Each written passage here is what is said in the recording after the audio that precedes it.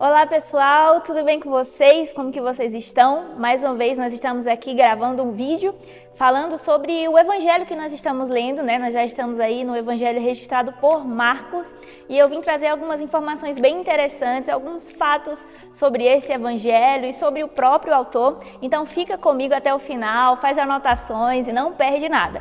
Bom, esse evangelho que foi registrado por Marcos, ele é o mais curto, mais breve dos evangelhos sinóticos. Clévia, e o que são evangelhos sinóticos? São os evangelhos que tratam os mesmos fatos relacionados à história de Jesus, ou seja, as mesmas histórias. E são três, que é Mateus, Marcos e Lucas. Esse evangelho ele foi o primeiro a ser escrito, o que serviu de fonte para Mateus e também para Lucas.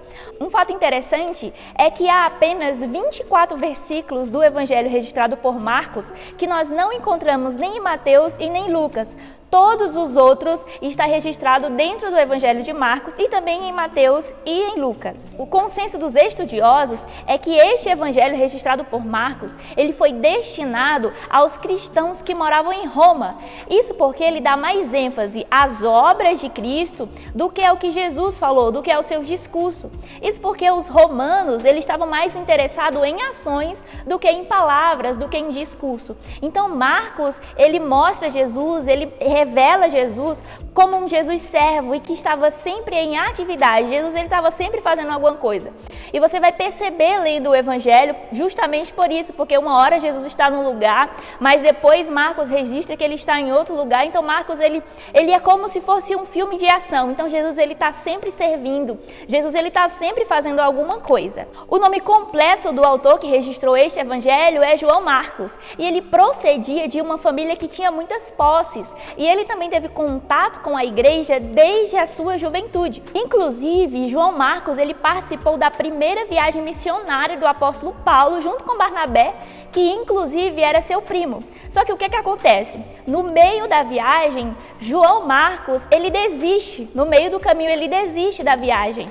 Isso fez com que Paulo rejeitasse João Marcos na sua segunda viagem missionária, o que levou Paulo e Barnabé a romperem. Então Paulo foi para um lugar e Barnabé foi para um outro lugar juntamente com João Marcos. Nós podemos perceber que João Marcos ele volta a trabalhar com Paulo, que inclusive esteve preso com ele. Isso daí você vai encontrar em Colossenses no capítulo 4, no verso 10.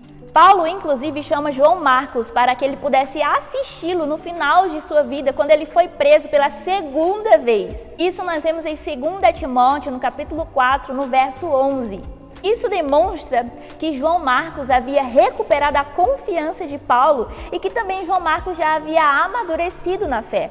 Os estudiosos também chegam ao consenso de que ele é aquele jovem que estava enrolado no lençol quando Jesus foi preso. A Bíblia diz que os guardas o agarraram, ficaram com o lençol e ele saiu correndo nu.